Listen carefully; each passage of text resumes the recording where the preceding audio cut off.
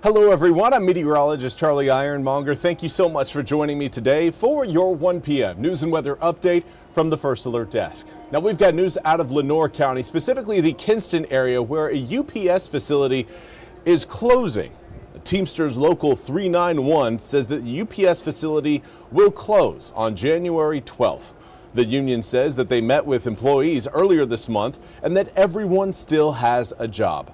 The Teamsters say that the employees will move their work to Goldsboro, Greenville, and Havelock. Now, President Rick Armstrong said in a social media post following a change of operations meeting December 11th, saying, quote, "Fortunately, while the building is closing, all the employees have the opportunity to follow work and none will be forced to be laid off. It's one of the many benefits of having a union contract," end quote. And now we want to turn our attention to the ongoing peace push for the war in Ukraine, as President Trump met with President Volodymyr Zelensky of Ukraine earlier this week and has more. We now turn to NBC's Gabe Gutierrez, who has more on how the negotiations are fleshing out. President Trump now touting renewed optimism that the war between Russia and Ukraine could soon be over. I do think we're getting a lot closer, maybe very close. But it comes despite relentless Russian strikes, including a fierce attack on Kyiv this weekend, the day before Trump's face-to-face meeting at Mar-a-Lago with Ukrainian President Volodymyr Zelensky.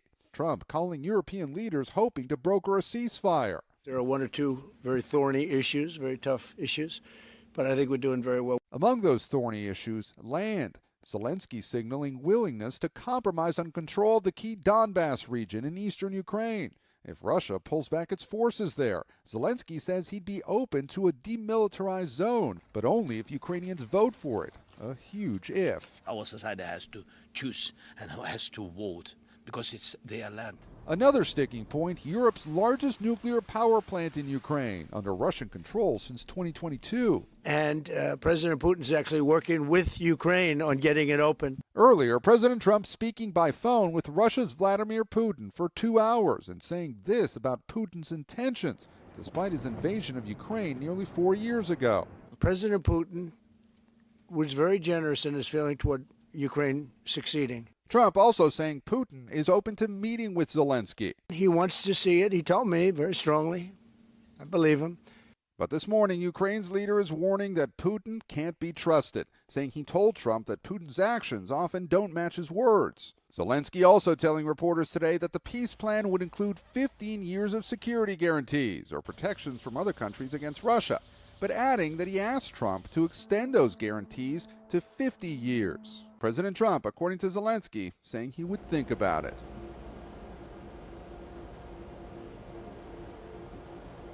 And again, that was Gabe Gutierrez reporting. We now turn to your weather forecast. It's been a very rough and tumble, really rough and tumble weekend for folks in the Midwest, as this massive system that we are keeping an eye on really rolled through and created quite a bit of havoc. We had multiple tornadoes being reported across portions of Illinois, one actually confirmed, and right now it is now turning snowy across the Great Lakes area, and a lot of the rain, freezing rain, sleet, and snow mixture continues to push its way north across New England, specifically across New Hampshire, Vermont, and Maine.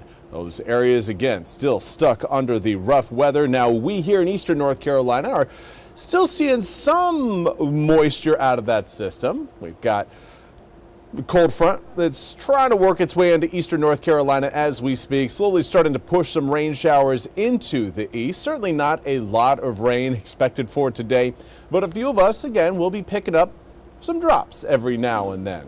Right now, those drops are back towards Wilson and Goldsboro getting wet as we speak. Those of you watching in Hertford County, just north of Ahoskie, seeing a small little rain shower roll through, but it's only going to get thicker as we head through the next several hours. Thicker in terms of cloud cover, but also thicker in terms of rainfall coverage. Haven't seen much so far, but I do anticipate a little bit more rain coming down due to our humidity levels. Right now, dew points up in the upper 50s in Washington. The higher your humidity gets, the higher your dew points get, the easier it is for rain showers to get squeezed out of the sky. So that is certainly something that we'll continue to keep an eye on, but it does look like it will increase the amount of rain across eastern North Carolina over the next few hours compared to, again, what the western half of our state has seen. Currently still hanging on to the upper 60s to low to mid 70s throughout most of eastern North Carolina. It's been quite a warm up when compared to where we were yesterday. Yesterday we were about 10 to 20 degrees colder than where we're at right now. Coming up for tomorrow, we're going to see everything flip right on back around, and yeah, we're going to be seeing about a 20 to 30 degree temperature drop from today's highs to tomorrow's highs. A lot of that has to do with the cold front rolling in, but also the shifting winds. Look back towards Raleigh and you'll see more of a northwesterly wind flow, while eastern North Carolina currently enjoying a southwesterly breeze. Southwesterly winds tend to warm us up much more efficiently and much more quickly, and that's something that northwesterly winds are going to kind of put an end to, but also we're going to see the opposite happen. As northwesterly winds roll in, they will help push air temperatures down. Now, as those northwesterly winds roll in, they will again push some rain showers into eastern North Carolina, looking at light to moderate rain across the east later on this afternoon as we head through the next few hours. But by the time we go to bed tonight, just about all of us are looking at much drier conditions, and then we will hold with the dry weather overnight tonight into tomorrow, and skies will remain sunny and clear throughout the entirety of your Tuesday. But don't get that sunshine mixed up with warmth. It is not going to be a warm day tomorrow. Bring a jacket. It is going to be a chilly one for your Tuesday and even your Wednesday.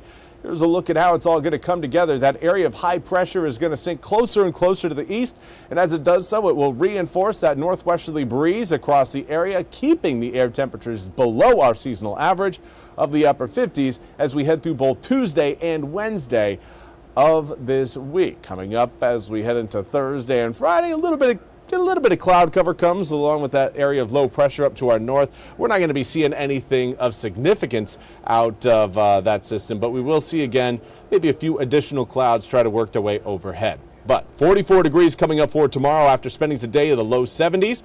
50 degrees on Wednesday, 56 for both Thursday and Friday, and then we cool back down again as we make our way into the upcoming weekend. Rain showers will show up mostly on Saturday, but we'll see a few showers linger into Sunday morning as well, but air temperatures take a bit of a dive from 56 degrees on Friday to 47 degrees by the time we reach Sunday.